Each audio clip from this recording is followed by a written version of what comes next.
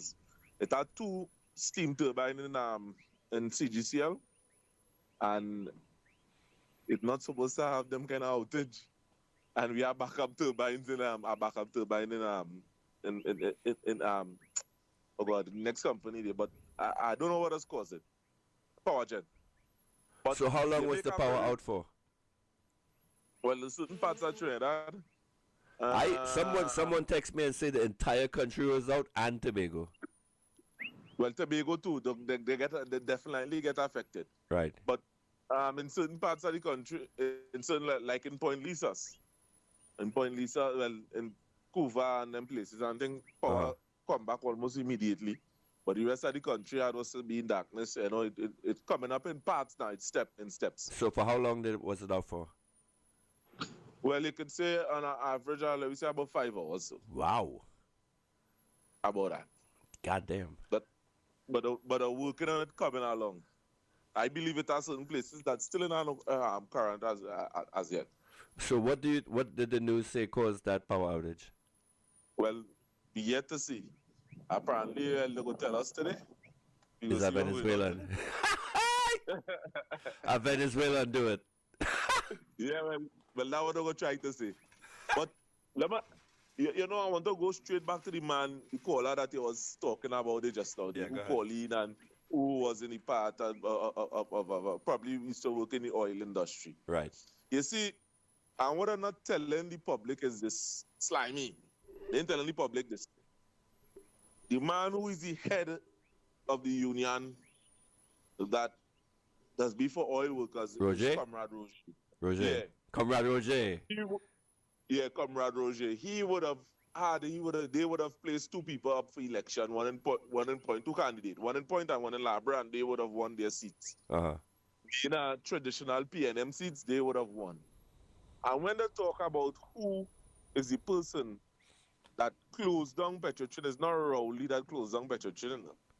It's the actions of that trade union leader, Comrade Roger, is what closed down Petrotrin. Explain. When Roger hold 2 and 3 months protests and hold up the work in Petrotrin and in Trinma operations, those ships, them oil tankers that come to collect oil, can't collect no oil. So it's millions of dollars during these protests that Trinidad has lost because they can't sell the oil. All the ships pack up there, they have to wait. You understand? Consistently. Imagine that happen. That go on 3 and 4 times for the year. How much millions Petrotrin losing? So Petrotrin bound to be in debt. And you see, but why were they protesting? What was the reason for the protests that he launched? They were more money. They were better wages. And always citing safety hazard, which between me and you is the highest form of safety that they have in Trinidad and Tobago inside of these oil companies. But because oil is a highly flammable, certain things are very much unpredictable. It's dangerous. You could, I mean, one slip, you could lose a finger, you could lose a limb. You understand what I'm saying? Yep. You're wrong machinery. And, you know, they just tell people, just give the best advice. It has safety officers there. You understand?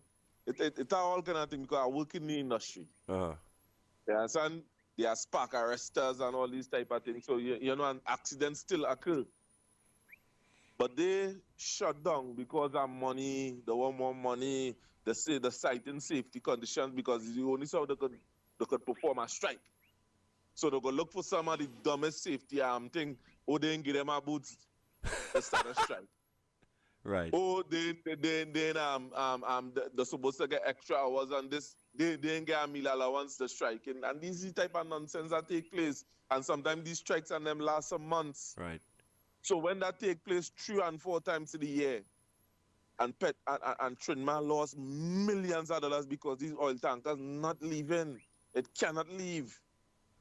What going to happen? How come I never heard this story before? This is the first time hearing of this. You see, people ain't put one and one together. You understand? Because if you consistently doing that, striking.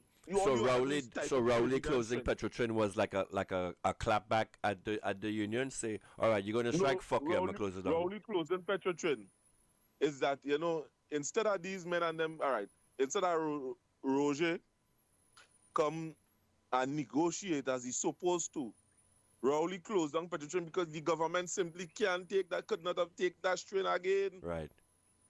So he was like the last year on the camelback. Yeah, that was the last year. You can't be shot. You can't be striking. I paying money up in your pocket. You striking down the place and encouraging people to strike. And we losing production. And then we had to bail Oya out. And then Oya blaming we at the top side. Who taking that? Come on, who really taking that? The government paying at the end of the day, and that is the kind of thing that and Rowley must be saying, but you see that, I fed up. I fed up. Why did they open back Petrotrin? Why did they open back Petrotrin? Because it's the same thing going on happen. The going on thing because they had the government at the anchor. Any government that go there, that anytime they shut down, they lose millions. Who taking that? Petrotrin paying millions of dollars to imagine a cleaner getting $15,000 a month. What? In Petrotrin. You're saying that? You're saying that like if you ain't sure? I'd never heard that before. But you type up and you go see for yourself. I go send you something. Don't worry yourself. I go send you something. But Roger, the OWT union, is the reason why Petrotrin closed down. The salient reason. But you see, they ain't gonna get blamed directly because it caused this ripple effect. They shut down. The company, Trinidad can't sell no the oil, they can't sell no oil, and they're losing millions every day. That is what going on. Right. That makes sense. But anyway, let me leave you. Good show. All right. Thank you, caller. Thank you. All right. You're the first caller for the show.